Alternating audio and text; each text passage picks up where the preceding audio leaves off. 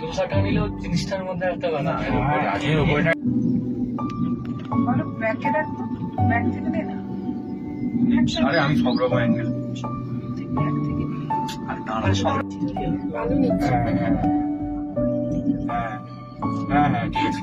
Sunny weather মানে একদম clear. ভাবি দেখাও সবাই থেকে। ভয় পেয়ে গেল।